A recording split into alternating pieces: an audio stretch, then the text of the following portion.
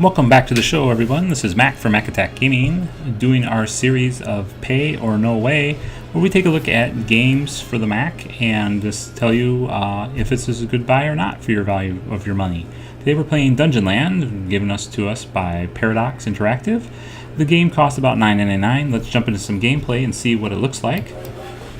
Basically, it's an action RPG game, very much in the same vein as Diablo, but think of it with a theme of Smash TV. I don't know if you remember that game. That sort of might be dating me as to how long I've been playing video games. And so what we have here is our series of adventurers. You play with 3 adventurers, with 2 friends if possible. Unfortunately, with this particular game, I've noticed that there's not a lot of other people playing.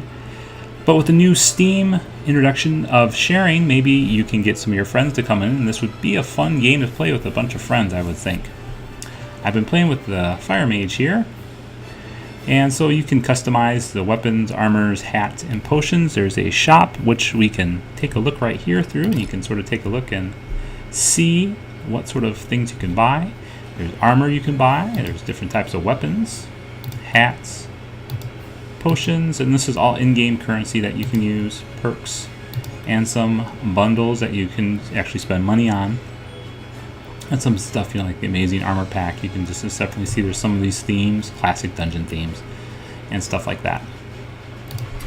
So let's get jumping right into the gameplay here and seeing sort of how all this sort of works.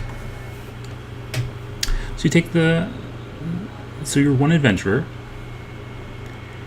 and as you gain money, you can go to the item shop and buy different armors, weapons, and that's how you power up your mage. You can also there's each of them actually have a special ability. In this one, I'm a fire mage, so I have a firewall.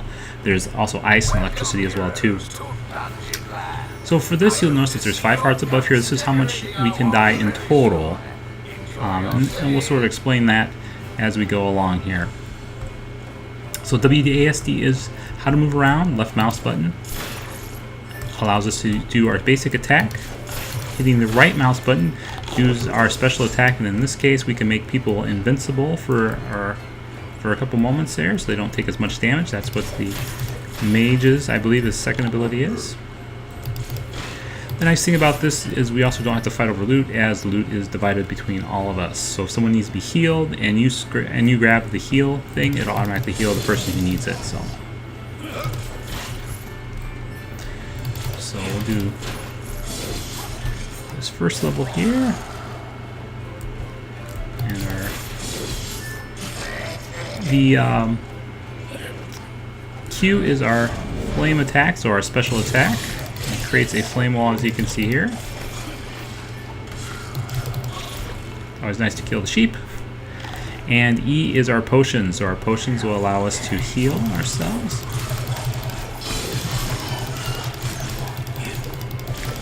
And the green arrow tells us which way we need to go. So your spawn area is sort of like Gauntlet in that you have a thing, or I think in Diablo 2 as well, that there's a minion that spawns other minions, and so it's important to kill them. So we'll follow the green here, and you can use F in order to open chests as well too, or you can just simply blow them up. So the nice thing is, like I said, the green arrow should show us where we need to go. So like I said, I do enjoy the character models. The graphics are fairly well. It runs pretty well on my machine, even though my machine is fairly old. I got my Mac in 2009, so I think I do notice a little bit of slowdown because I am running a ScreenFlow, which is my video capturing program that I use to do all my videos with. So I think that does slow my gameplay down a little bit, but not too much. I was noticing it a lot more when I was playing on a higher difficulty level. I noticed it did freeze a couple times and I did die, so it could be frustrating. But I just clocked the settings down a little bit more, and that was only when I was recording, was when I noticed that sort of low frame rate and stuff like that. So we'll head back this way here. Again, it's telling me which way we need to go. These green fields, we can't go across them until we've killed all the monsters in that particular area. So now we're seeing, oh, this guy that we're fighting against turns invisible.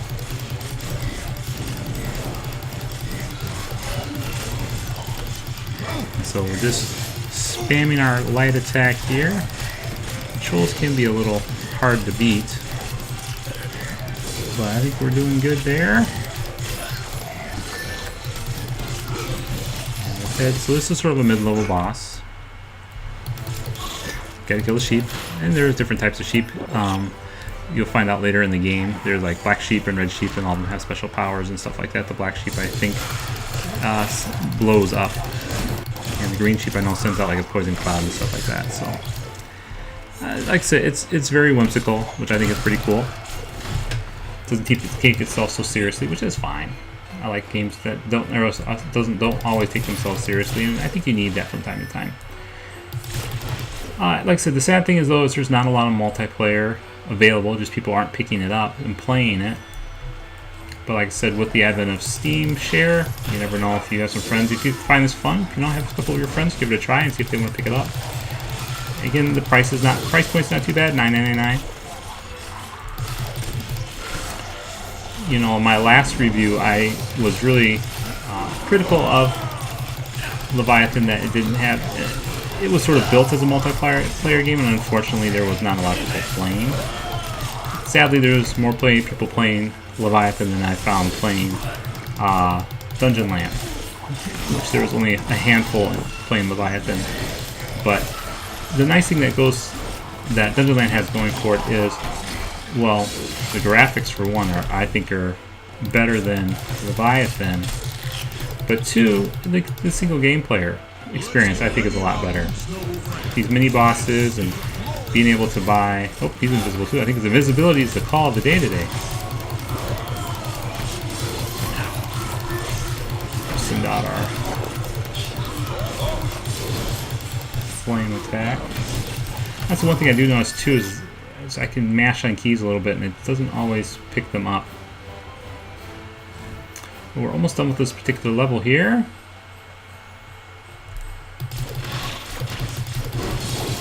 You can see there's a green sheep and then there's that green cone. So if you like playing, the unique thing about Dungeonland is you can play the adventurers, but you can also play as the person running the dungeon, and we'll do that here in just a moment.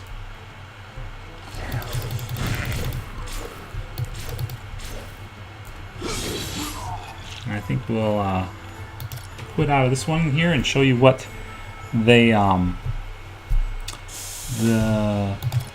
dungeon DM mode looks like here.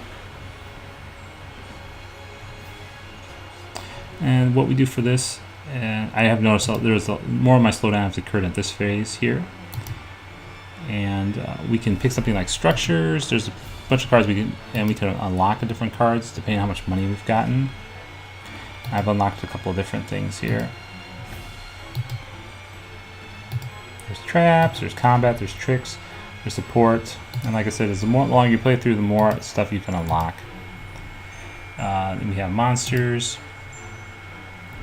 I thought the trolls are always fun to fight against, same with the imps, and we'll go with the wizards. Specials, special characters, the rabbit breeder, let's see if I can say that right. Rabbit breeder.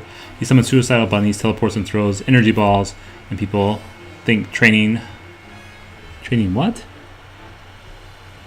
Training bones is dangerous. Training, I can't even read. Okay, the writing isn't the best, at least with my eyes. And the neat thing too is you can actually play the boss. You know, the hippo is pretty neat, and so is the mine squid as well too. So let's just take a look here at. All right, we'll take a look and see how we play as the dungeon. It's pretty easy. It's really very intuitive. And I think it is quite enjoyable too. There's a feature that you'll see here in just a second that I think is pretty funny. Waiting, my lord. Hello, stupid heroes. This is your host, wishing you a deadly stay in my glorious park. In the unlikely event of your survival, make photographs by the exit. So, and we'll throw maybe some evil laughter here. Throw down some fake food that'll. See, our minions are doing pretty good here. Looks like we might take down our heroes here. We're doing pretty good here. But you can see what happens. We have these different cards that we can toss down, and they give us a radius that we can do this over. We also have the laugh button. And so this is our mana. The casting cost is 2, so it takes 2 of these little bars for us to get one of these up. So we'll just let the adventurers walk through a little bit farther here. We can throw down a healing aura here, make it a little harder for them to kill off my monsters. Again, we can do the laugh. There we go. And the tier 1, this will grow steadily as they go through the dungeon. We can release bigger monsters. There's special abilities like a rampage where there's a bunch of monsters that are dropped down at once. You can see the status of our heroes here, their life bars, and how many extra lives they have, which we've really gutted them pretty well. So I think this next turn we should be able to take them down a little bit more. Throw some rockets at them. See if we can kill one of them off. There we go, we killed him off. So you can see his fellow adventurers coming over to get him up. And so that's how it works for in the regular game too, is they just stand next to a character and you can revive them. So, but you notice the sad thing here is that the bots are not using their potions, which they should be using their potions, and I think I wouldn't be doing as well as I am right now. You can see how many monsters are present. You can time to see until we get our next card draw here. And I'm not really sure, I think this just ticks up here. I don't know if it's dependent on what kind of cards we toss down or if it's just sort of time set. So I'll throw down a false drop. This is like fake foods. They'll pick up and then they'll... Oh, they avoided it. Doggone it. Evil Eater, almost there, boss. We have spells waiting, my lord. So they got landmines we can place down here. Right next to the sheep. We'll throw another... Make it a little more difficult for them. Some landmines. We got a spawner. He spawns out some evil minions for us. We're at tier 3, as you can see. We're almost to the... I think it goes for each area that they're at. The farther they go in, the higher the tier goes. So it makes it essentially harder as we go up for the adventurers to get to where they need to go. Boom, boom, boom. And I think we should have the adventurers taken care of here. There we are. And there we go. We've wiped out the evil party. So In Dungeonland, evil always wins. see, there you go. So, well, as we look through the game, I played it for a couple hours now. I've been enjoying the single player campaign because basically that's all we can do. That was pretty neat. It told you how many laughs per minute. We had 1.7 laughs per minute. And so, like I said, looking at the game itself, will we pay or no way? I would pay Dungeonland. This is the reason why. Even though it doesn't have a strong multiplayer, you could potentially have strong multiplayer now with the new Steam function. And single player mode is very... I think a lot of fun. It can get a little repetitive, but if you like Smash TV meets Gauntlet, I think you'll really enjoy this game.